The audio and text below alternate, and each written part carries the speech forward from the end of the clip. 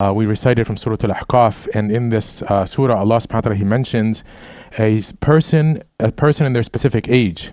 ከሱረቱ አልአህቃፍ የተወሰኑ አንቀጾችን ቀርተናል። በዚህ ሱራ ውስጥ አላህ ሱብሓነሁ ወተዓላ ስለ አንድ ሰውና ስለዚያ ሰው የተለየ የዕድሜ ክልል ይጠቅሳል። አላህ እንዲህ ይላል፣ ሰው በወላጆቹ ላይ መልካም እንዲውል አዘዝ ነው። ኢህሳን ማለት ለአንድ ሰው ሊሰጡት የሚችሉት ከፍተኛው የጥንቃቄና የእንክብካቤ ደረጃ ነው። በመቀጠልም አላህ ስለ እናት ይነግረናል። እናቱ በችግር ላይ ሆና አረገዘችው፣ በችግርም ወለደችው። ከዚያም አላህ ሱብሓነሁ ወተዓላ ይህ ሰው ስለ መጎልመሱ ሲናገር እድገቱንም በደረሰና 40 ዓመት በሞላው ጊዜ ይላል። በ40 ዓመት ዕድሜ ላይ ምን ይከሰታል? በአስራዎቹ ዕድሜ ክልል ውስጥ ሲሆኑ ስለ ህይወት ወይም ስለ መዘዙ ብዙም አያስቡም ወይም ብዙም ርቀው አይመለከቱም። ሁሉም ነገር የተረጋጋ ይመስላቸዋል። ወላጆቼ ሁልጊዜ አብረውኝ ይኖራሉ፣ ሁልጊዜም ጤናማ ሆናሉ ብሎ ያስባሉ። 40 ዓመት ሲሞላችሁ ግን ህይወትን ኖረውታል፣ ትዳር መስርተዋል፣ ኮሌጅ ገብተው ተመርቀዋል፣ ስራ ይዘዋል፣ በአጠቃላይ ህይወትን አይተዋታል። አሁን ህይወት ወደ ማብቂያው እያሽቆለቆለች ነው አይደል? ከ40 ዓመት በኋላ አሁን መጨረሻውን ማየት ይጀምራሉ። ምን ያህል ጊዜ ይቀራቸዋል? 40 ዓመት ኖራቸዋል። ቢበዛ ሌላ 40 ወይም 50 ዓመት ሊቀራችሁ ይችላል ለአማካይ ሰው። ስለዚህ አላህ ሱብሓነሁ ወተዓላ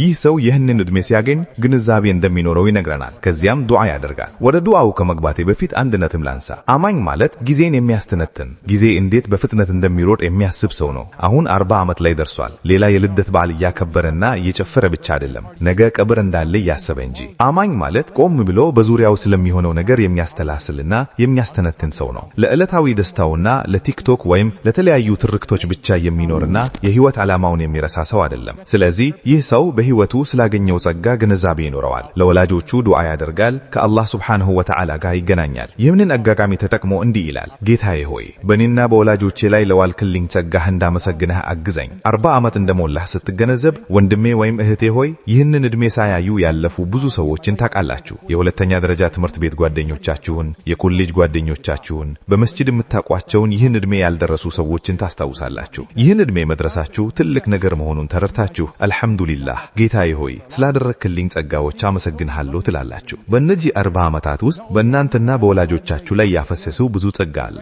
ወላጆቻችሁ በህይወታችሁ ውስጥ ያላቸውን ዋጋ ትረዳላችሁ። ወጣት ሳላችሁ ምግቡ በጠረጴዛው ላይ መኖሩ፣ ቢል መከፈሉ፣ ቤትና መጠለያ መኖሩ የሚገባኝ ነው ብላችሁ ታስባላችሁ። እኔ መማር ብቻ ነው ያለብኝ ትላላችሁ። ይህ የሚገባኝ መብቴ ነው ብላችሁ ታስባላችሁ። ነገር ግን በዓለም ላይ ያለ ሰው ሁሉ ይህን የለውም። አባታችሁ በእርግጥም ደክሟል። ሌት ተቀን ይሰራል፣ ይደክመዋል፣ ይጨነቃል። ለራሱ የሚሆን ጊዜ እንኳን የለውም። እናታችሁም እንዲሁ ናት። ለኢፍጣር ስትመጡና ምግብ በጠረጴዛው ላይ ሲቀመጥ እንዲሁ በራሱ የመጣ ይመስላችኋል? አይደለም። እሷ እዚያ ነበረች፣ ልክ እንደናንተ እየጾመች፣ ልክ እንደናንተ እንቅልፍ አጥፍታ።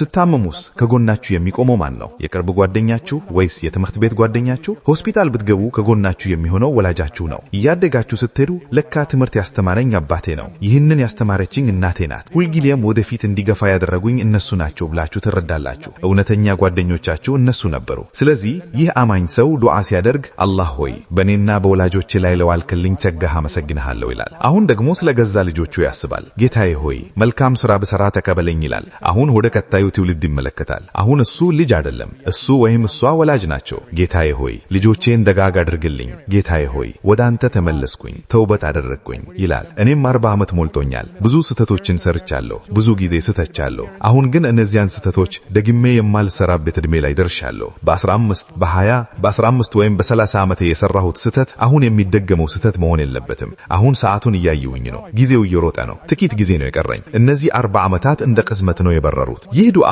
በቁርአን ውስጥ ሌላም ቦታ በትንሽ የቃላት ልዩነት ተጠቅሷል። ሱለይማን አለይሂ ሰላም ተመሳሳይ ዱዓ አድርገዋል። እዚያ ጋር 40 ዓመት ዕድሜ አልተጠቀሰም፣ ግን ዱዓው ተመሳሳይ ነው። ጌታዬ ሆይ በእኔና በወላጆቼ ላይ ለዋልክልኝ ጸጋህ እንዳመሰግንህ አግዘኝ ካለ በኋላ ጌታዬ ሆይ ይህ አንተ ጸጋ ነው። አላህ ሱለይማንን ምንኛ አማረ ባሪያ ብሎ መጥራቱን በባቶ ዳሩ ጠቅሻለሁ።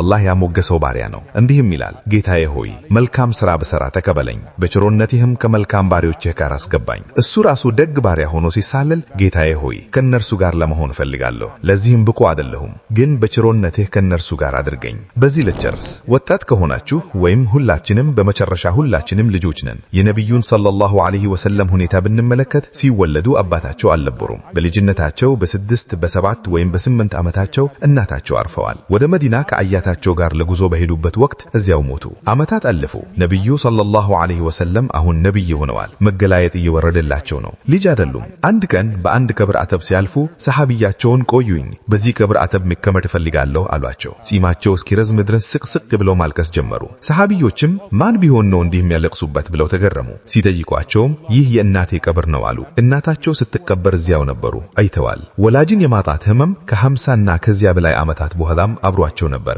ወላጆቻችሁ በህይወታችሁ ውስጥ ካሉ አልሐምዱሊላህ በሉ። ሁልጊዜም አብሯችሁ የሚኖሩ ይመስላችሁ ችግር አታድርጉ። አይቆዩም። የእናንተ ጥረትን መጨመር አለባችሁ። ይህ የዲናችን አካል ነው። ወላጆቻችሁ ካለፉ ዱዓ አድርጉላቸው። ነብዩ ሰለላሁ ዐለይሂ ወሰለም ቀብር ውስጥ ያለን ሰው ከሚጠቅሙት ነገሮች አንዱ መልካም ልጅ መሆን ነው ብለዋል። ዱዓ የሚያደርግ ልጅ ብቻ አይደለም፣ ደግና ሷሊህ ልጅ መሆን። ለወላጆቻችሁ ስለምን ደግ ልጆች ሁኑ። አላህ ሱብሓነሁ ወተዓላ ይቅር እንዲለን እንለምነዋለን። ወላጆቻችሁ ከህይወት ካሉ አላህ በመልካም ሥራ ታጅዞ ረጅም ዕድሜ እንዲሰጣቸው እንለምነዋለን። ወላጆቻችሁ ካለፉ ደግሞ አላህ እንዲመራቸውና ቀብራቸውን እንዲያበራላቸው እንለምነዋለን። ወላጆቻቸው ሙስሊም ያልሆኑ ደግሞ አላህ ሂዳያ እንዲሰጣቸው በዚህች ህይወትም መልካም ህይወት እንዲሰጣቸው በመጨረሻውም ዓለም እንግዲህ ከነርሱ ጋር እንዲሰበስበን እንለምናለን። To give them hidayah in this world and Allah subhanahu wa ta'ala gather us with them in the hereafter.